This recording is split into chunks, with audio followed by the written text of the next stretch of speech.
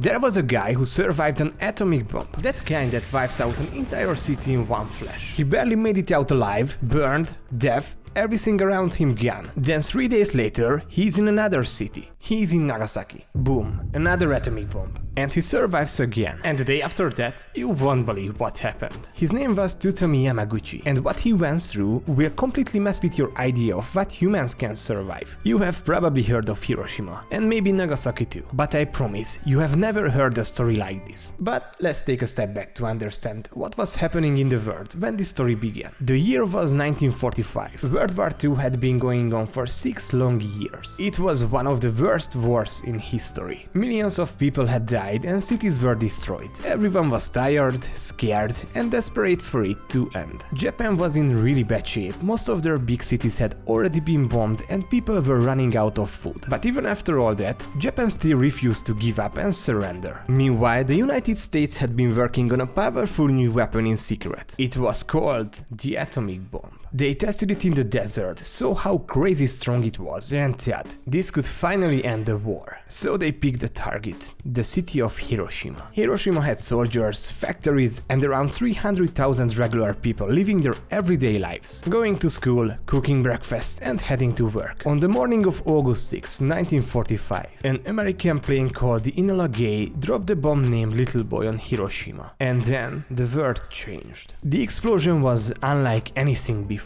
The blast was so hot, it was hotter than the surface of the sun. It destroyed everything nearby in just seconds. Buildings were blown apart, people were burned, and in some places the light was so strong, it burned people's shadows into the ground. It was terrifying. Most people, including the Japanese leaders, didn't even know what kind of bomb it was. No one had seen anything like this. And actually because it was the first time in history that an atomic bomb had ever been used in war. And right there in Hiroshima, in the middle of all that destruction, was one man. TSUTOMU Yamaguchi. Just a regular guy on a work trip with no idea that this day would change his life forever. He was just a normal man, working as an engineer for Mitsubishi, the same company that still makes cars and electronics today. At the time, TSUTOMU was 29 years old. He had a wife, a baby son, and was living a pretty normal life in Nagasaki, another city in Japan. In early August 1945, he was in Hiroshima for a business trip. He had been working there for about 3 months, helping with ship designs. On August 6th, the day the bomb dropped, it was actually his last day in Hiroshima. He was just trying to get home. He woke up, packed his bags, and headed to the train station. That's when he realized he had forgotten something back at the office. So he turned around and started walking back through the city. The sky was clear, the city felt calm, and people were just starting their day. Then,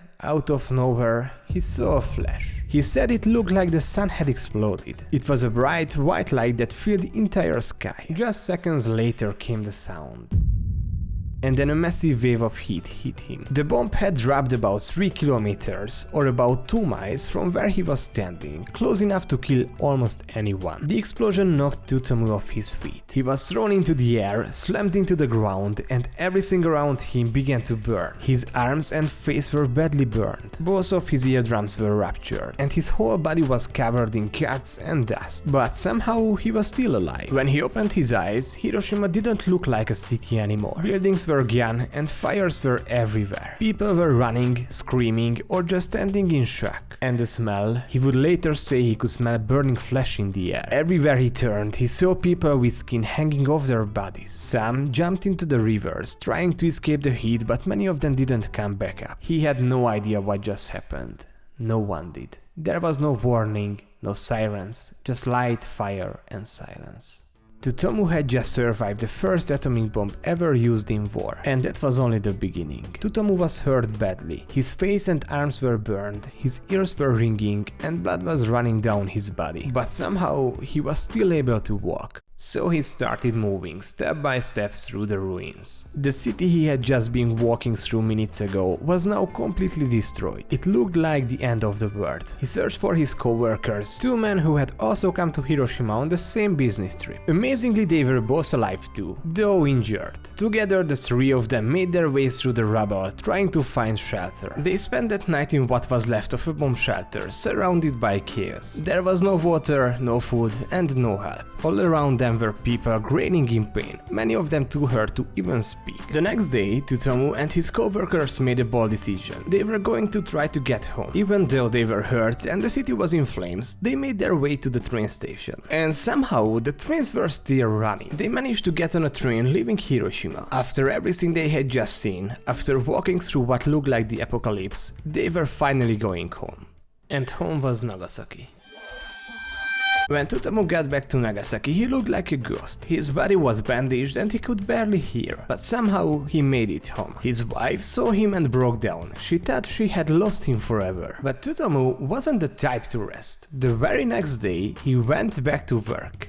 Yeah, really. He walked into the Mitsubishi office in Nagasaki, still covered in bandages, and tried to explain to his bosses what he had just seen in Hiroshima. He told them, there is a new kind of bomb. It destroyed an entire city. One bomb, and everything is gone. But no one believed him. They thought he was exaggerating. Some even laughed it off. Just imagine, they had never heard of an atomic bomb before. It didn't just sound possible. And why? TSUTOMU was trying to convince his co-workers that something horrible was coming. Another American plane was already on its way. It was the morning of August 9th, 1945, just 3 days after Hiroshima. TSUTOMU was at work again, inside the Mitsubishi office building in Nagasaki. Still hurting, still bandaged, still trying to warn people about the new kind of bomb. Then, once again, a flash. A massive, blinding white light. Another explosion. This time it was Fat Man. A more powerful atomic bomb than the one dropped in Hiroshima. The office building shook violently and windows shattered. He was even thrown across the room by the shockwave. The glass ripped through the air like knives. The building started to collapse. And just like that, TSUTOMU had survived a second atomic bomb.